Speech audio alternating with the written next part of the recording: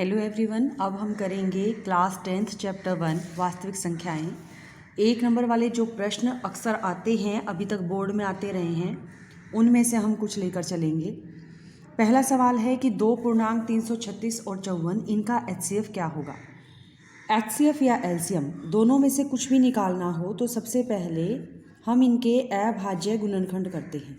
जब भी हमें सवाल में HCF या एलसीएम निकालना है तो हम अभाज्य गुणनखंड करेंगे।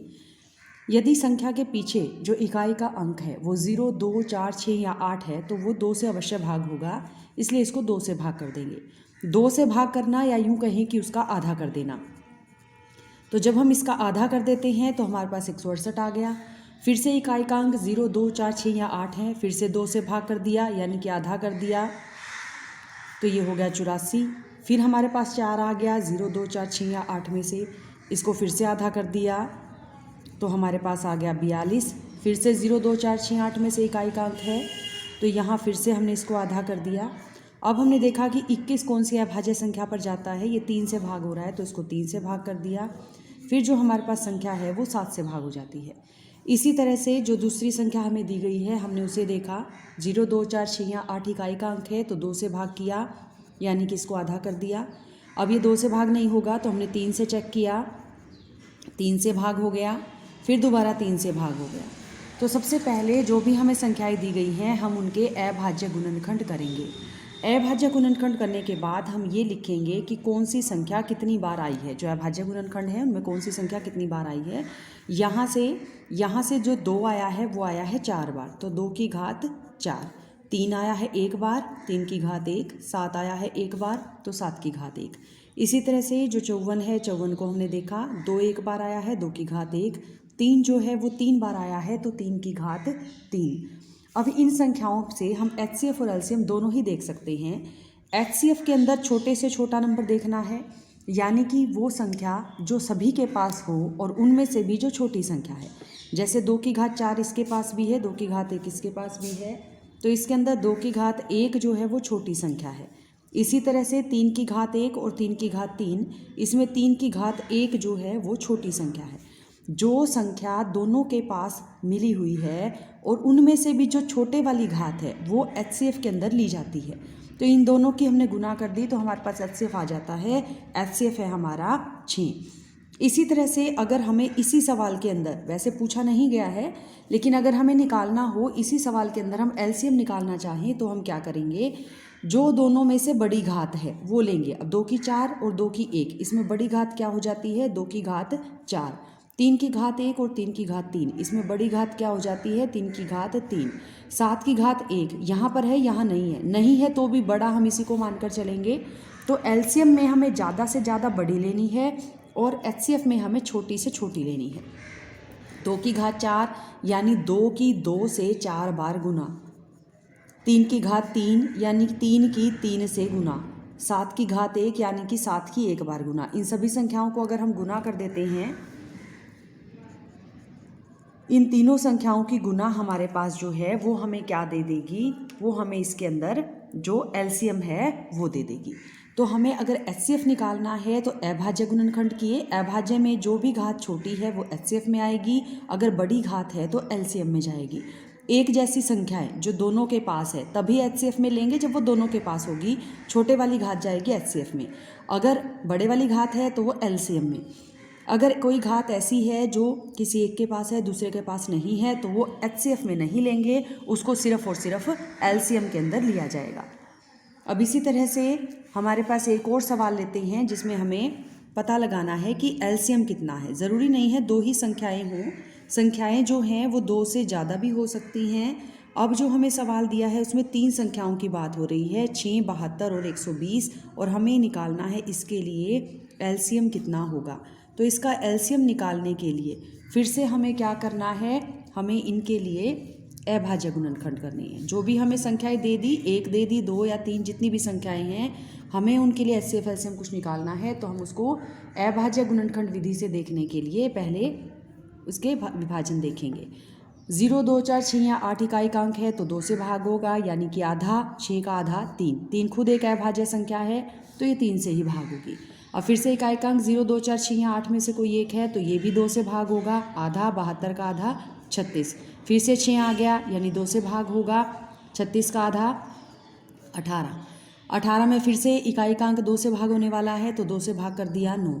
9 2 से भाग नहीं होता, अब इसको हमने 3 से चेक किया, ये 3 से भाग हो रहा है। फिर इस तरह से हमारे पास ये इसके गुणनखंड हो गए। 120 फिर से 0 आ गया, 0 2 4 6 8 में से कोई इकाई का अंक है तो 2 से भाग होगा यानी कि आधा हो जाएगा। फिर हमने 60 का आधा कर दिया तो 30 हो गया, फिर हमने 30 का आधा कर दिया तो 15 हो गया। अब 15 जो है ये हमारे पास 2 से भाग नहीं होता। अगला अभाज्य संख्या हमने देखी 3 से भाग हो रही है। अब 5 भी खुद एक अभाज्य संख्या है तो वो 5 से ही भाग होगी, तो इसलिए ये 5 से भाग होकर के हमारे पास आ गया 1। अब हमें जो एलसीएम देना है उसके लिए हम फिर से क्या करेंगे, सबसे पहले तो जो संख्याएं हैं उनकी घात लिख लेंगे।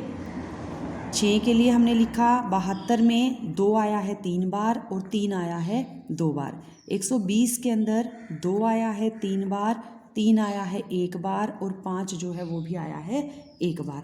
ये हमने देख ली। अब इसके बाद हमने इसके लिए जब एलसीएम देखना है तो हमें देखना है जो सबके पास मौजूद है। अब 2 सबके पास है तो बड़ी घात इसकी कौन सी है, 2 की घात 3। 3 सबके पास मौजूद है तो इसकी बड़ी घात क्या है, 2। 5 इसके पास है, बाकियों के पास नहीं है, यानी 0 घात मान लिया जाएगा। तो बड़ी घात क्या हो गई, 5 की घात 1। 2 की घात 3 का मतलब क्या है कि 2 3 बार गुना हो रहा है। 3 की घात 2 का मतलब है 3 2 बार गुना हो रहा है। 5 की घात 1 का मतलब है 5 1 बार गुना हो रहा है, यानी कि 8 9 और 5 ये आपस में गुना हो रहे हैं। जब हमने इनकी गुना कर दी तो हमारे पास संख्या क्या आ गई, 360। तो इस तरीके से इनकी गुना करके हमारे पास 360 जो है वो संख्या हमें मिल गई, यानी कि हमारा जो एलसीएम है वो 360 है। पहले अभाज्य गुणनखंड किए, जो संख्या सबके पास थी उसमें से बड़ी घात, फिर 3 सबके पास था उसमें से बड़ी घात, 5 औरों के पास नहीं है तो 1 को ही बड़ी घात मान लिया जाएगा। जिसकी जितनी घात है वो संख्या अपने आप से उतनी बार गुना होती है। 2 की घात 3, 2 अपने आप से 3 बार गुना हो रहा है। 3 की घात 2, 3 अपने आप से 2 बार गुना हो रहा है। 5 की घात 1, 5 1 बार गुना हो रहा है। तो जब हमने इन संख्याओं को गुना कर दिया तो हमारे पास एलसीएम आ गया 360। अगला प्रश्न है, अपरिमेय संख्या हमें छांटनी है। हमें 4 ऑप्शन दी गई है और ये बताना है कि कौन सी संख्या परिमेय है और कौन सी अपरिमेय है। तो सबसे पहले हम ये देखेंगे कि कौन सा इनमें से पूर्ण वर्ग है। जैसे हमने देखा वर्गमूल 9, वर्गमूल 9 के अगर हम टुकड़े करके देखते हैं, अभाज्य गुणनखंड देखते हैं तो इसका मतलब है 3 और 3। इसका वर्गमूल अगर हम करते हैं तो हमें एक संख्या मिल गई 3। इसी तरह से अगर हम वर्गमूल 25 को देखते हैं तो 25 के अंदर है 5 गुना में 5, यानी कि इसका वर्गमूल लेने पर हमें 5 मिल जाता है। अगर हम वर्गमूल 16 को देखते हैं तो ये है 4 गुना में 4, इसका वर्गमूल लेने पर हमें 4 मिल जाता है। लेकिन वर्गमूल 14 को अगर हम देखें तो यहाँ पे इसके 2 टुकड़े हैं, 2 और 7। इन दोनों का ही पूर्ण वर्ग हमें नहीं मिलता। जो संख्या पूर्ण वर्ग नहीं है हम उसे ही अपरिमेय संख्या लेकर चलेंगे। तो इस तरह से वर्गमूल 14 जो है वो अपरिमेय संख्या है। जो संख्या पूर्ण वर्ग नहीं बन रही वही संख्या हमारी अपरिमेय संख्या है, यानी कि जो हमारा बी ऑप्शन है वो बी ऑप्शन हमारे पास अपरिमेय संख्या है। अगला प्रश्न है कि हमें एक संख्या दी गई है वर्गमूल 5 और हमसे ये पूछा गया है ये संख्या किस प्रकार की है। अब देखिए, जो सबसे पहला इन्होंने पूछा कि क्या ये एक परिमेय संख्या है। परिमेय संख्या की हमें मालूम है, परिभाषा परिमेय संख्या की क्या होती है कि उसे p बटे क्यू के रूप में व्यक्त किया जा सकता है। क्यू जो है वो 0 के बराबर नहीं होता। p और क्यू के बीच में 1 के अलावा और कोई संख्या नहीं होती, यानी कि वो सह अभाज्य होते हैं। जब यहाँ पर हम संख्या वर्गमूल 5 देखते हैं तो इसमें वर्गमूल का निशान है, तो ये हमारे पास परिमेय के अंदर नहीं आता। यहाँ पे हमारी कंडीशन क्या होती है कि जो p और q हैं, यानी जो ऊपर नीचे संख्याएं दी गई हैं, ये हमारे पूर्णांक होंगे। लेकिन यहाँ पर ये दोनों पूर्णांक नहीं हैं। जो वर्गमूल है, वर्गमूल आने की वजह से वो पूर्णांक नहीं रह जाता, इसलिए ये परिमेय संख्या तो नहीं है। तो हमारी पहली जो ऑप्शन है वो पहली ऑप्शन नहीं बची, हम इसको परिमेय नहीं मानते। दूसरी चीज़ हमारे पास है पूर्ण संख्या होना। जो पूर्ण संख्या होती है, पूर्ण संख्या के ऊपर कोई वर्गमूल का निशान नहीं होता। वर्गमूल होने की वजह से ये हमारे पास पूर्ण संख्या भी नहीं है। तीसरी चीज़ हमारे पास आती है कि क्या ये प्राकृत संख्या है। प्राकृत संख्या होने के लिए जो हमारी आम नॉर्मल गिनती है, जो हम 1 2 3 4 करके देखते हैं, ये जो हमारी नॉर्मल गिनती होती है ये प्राकृत संख्या होती है। तो यहाँ पे वर्गमूल का निशान होने की वजह से ये भी नहीं है। तो हमारे पास जो फोर्थ ऑप्शन आ जाती है अपरिमेय संख्या। अपरिमेय संख्या कौन सी है? जिसके अंदर परिमेय होने की कंडीशंस ना हो, यानी कि जिसमें ऊपर नीचे की संख्याओं का पूर्णांक होना ज़रूरी नहीं है। तो इसके अंदर भी पूर्णांक होना ज़रूरी नहीं है, इसलिए हमारे पास ये जो है ये राइट ऑप्शन है, यानी कि ऑप्शन डी वर्गमूल 5 जो है वो एक अपरिमेय संख्या है। वैसे भी आमतौर पर आप पहचान के लिए जान सकते हैं कि वर्गमूल के अंदर अगर कोई अभाज्य संख्या आ जाती है तो वो अभाज्य संख्या अपरिमेय संख्या होगी। अगला प्रश्न देखते हैं। अगला प्रश्न है, हमें एक संख्या दी गई है 140 और हमें इसे अभाज्य गुणनखंड के रूप में लिखना है। जो 140 संख्या है उसे अभाज्य गुणनखंडों के रूप में हमें व्यक्त करना है। व्यक्त करना यानी लिख कर देखना या ये देखना कि उसमें क्या है क्या नहीं है। तो जब कभी हमें ये दिया जाए कि इसे 140 को अभाज्य गुणनखंडों के रूप में व्यक्त कीजिए, तो हम उसके लिए क्या करेंगे, हमने 140 के अभाज्य गुणनखंड की, फिर से वही कि 0 जब भी इकाई के अंक में होगा वो दूसरे भाग होगा, यानी कि 140 का आधा 70, फिर से 0 आ गया इकाई का अंक, फिर से 2 से भाग होगा, 70 का आधा 35। जब भी इकाई का अंक 5 हो तो 5 से ज़रूर भाग होता है, तो ये 5 से भाग होकर आ गया 7। 7 खुद एक अभाज्य संख्या है तो हमने इसको भी भाग कर दिया, यानी कि यदि हमें 140 को लिखना है तो 2 आया है 2 बार, 5 आया है 1 बार और 7 आया है 1 बार। तो ये जो है हमारे पास अभाज्य गुणनखंड के रूप में इसे लिखा गया है। अगला प्रश्न है, 17/8 को हमें दशमलव के रूप में लिखना है। जब भी हमें किसी को दशमलव के रूप में लिखना हो तो हम क्या करेंगे, जो इसके हर में संख्या दी गई है, जैसे कि 8 दिया गया है, हम उसको अभाज्य गुणनखंड के रूप में लिख लें। 8 के हम अभाज्य गुणनखंड करते हैं तो हमारे पास 8 हमारा 2 से भाग हुआ, आधा होके 4 आ गया, फिर 2 से भाग हुआ, आधा करके 2 आ गया, फिर 2 तो 2 से भाग होता है ही, यानी कि 2 को 3 बार अगर गुना किया जाए तो हमारे पास 8 आता है। इसका दशमलव बनाने के लिए 2 को जब हम 5 से गुना करते हैं तो हमें 10 मिलता है। जितनी बार 2 हमारे पास आया है उतनी ही बार हम 5 से गुना कर देते हैं हर में। 3 बार 2 था, 3 बार 5 से गुना कर दिया।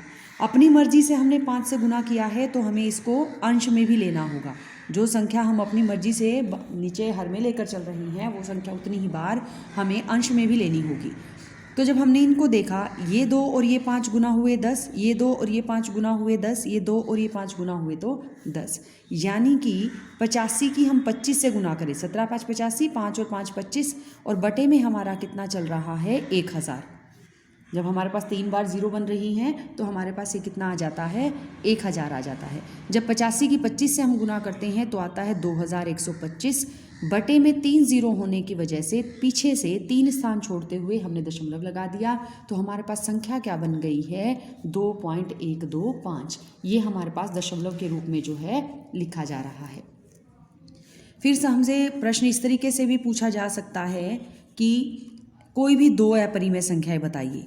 हमें अपरिमेय संख्याओं के उदाहरण देने के लिए कहा है, तो हम सबसे आसान तरीका हमारे पास क्या है कि हम वर्गमूल का निशान लगाएं और उसके अंदर कोई भी अभाज्य संख्या लिख दें। जैसे 2 है, 3 है, 5 है, 7 है, कोई भी अभाज्य संख्या यदि हम वर्गमूल के अंदर लिख देते हैं तो वो अपरिमेय संख्या होगी। ये सारी की सारी परिमेय ना होकर के अपरिमेय संख्याएँ हैं। इसी तरह से जो अगला प्रश्न हमें दिया गया है, अगले प्रश्न में हमसे पूछा गया है P/Q के रूप में व्यक्त कीजिए। हमें संख्या दे रखी है 0.0375 और इसे हमें व्यक्त करना है P/Q के रूप में। इसे हमें P/Q के रूप में व्यक्त करना है। जब हमें इसे P/Q के रूप में व्यक्त करना है तो हम क्या करेंगे, हम इसके दशमलव को हटाएंगे। सबसे पहले दशमलव के बाद 4 स्थान है तो इसके नीचे 4 0 आ गई, यानी कि 10,000। अब इसमें से हम ये देखेंगे कि किसके क्या टुकड़े हैं।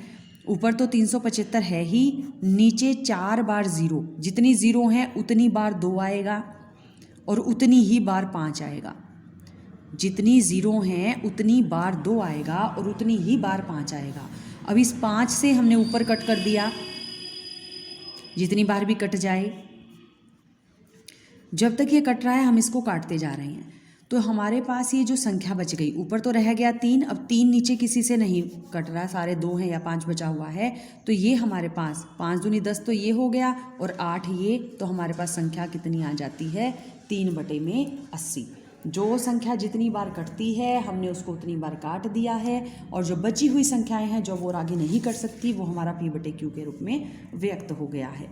इसी तरह से जो प्रश्न संख्या है 10, उसके अंदर भी हमें दिया गया है प्रत्येक भाज्य संख्या को अद्वितीय रूप से, ये एक तरह से एक स्टेटमेंट है जिसको हमें याद करना है, यूँ कहिए कि समझ लेना है कि कोई भी भाज्य संख्या, जैसा कि आपको मालूम है भाज्य संख्या यानी जो संख्या 2 से ज़्यादा संख्याओं से भाग होती हैं, कोई भी भाज्य संख्या को एक अद्वितीय रूप से, कोई भी भाज्य संख्या है तो वो अद्वितीय रूप से कितनी संख्याओं के गुणनफल के रूप में व्यक्त किया जा सकता है।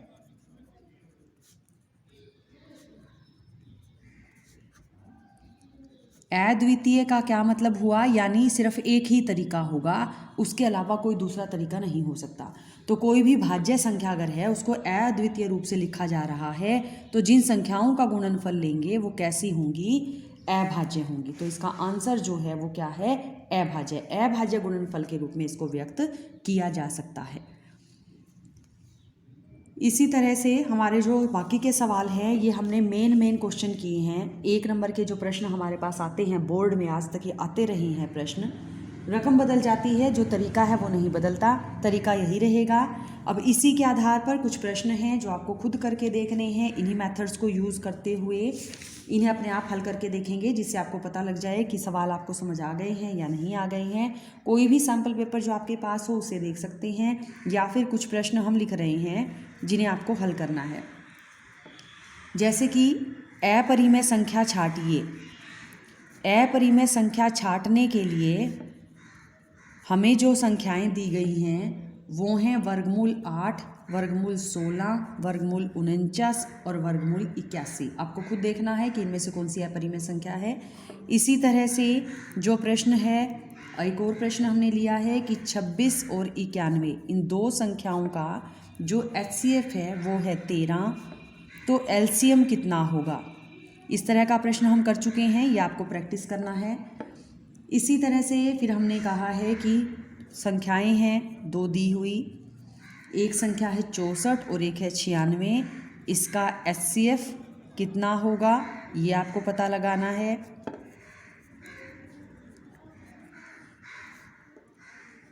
156 यदि दे दिया जाए तो उसको अभाज्य गुणनखंडों के रूप में व्यक्त करना है। इस तरह का प्रश्न भी हम कर चुके हैं, आपको ये प्रैक्टिस के लिए दिया है। एक और प्रश्न है, यदि हमारे पास संख्याएं दे रखी हों 1232 और 32, इसका HCF भी निकालना है और LCM भी निकालना है। ये 2 चीज़ें आपको निकालनी हैं। जितना ज़्यादा प्रैक्टिस करेंगे उतने ही ज़्यादा जो है मार्क्स ले पाएंगे आप मैथ के अंदर।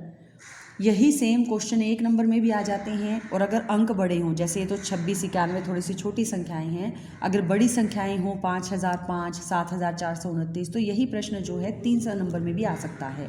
यही सेम फॉर्मूले हैं, सिर्फ संख्याओं के बड़े छोटे होने से फ़र्क पड़ जाता है। छोटी संख्याएँ हैं तो 1 नंबर वाले में डाल देते हैं, बड़ी संख्याएँ हैं तो वही प्रश्न जो है 3 नंबर में चला जाता है। तो आज हमने जो प्रश्न किए ये इंपॉर्टेंट क्वेश्चंस हैं चैप्टर 1 के, जो 1 में भी आ सकते हैं और 3 नंबर में भी आ सकते हैं। तो इनकी प्रैक्टिस करेंगे, और कोई समस्या हो तो आप मैसेज करके पूछ सकते हैं।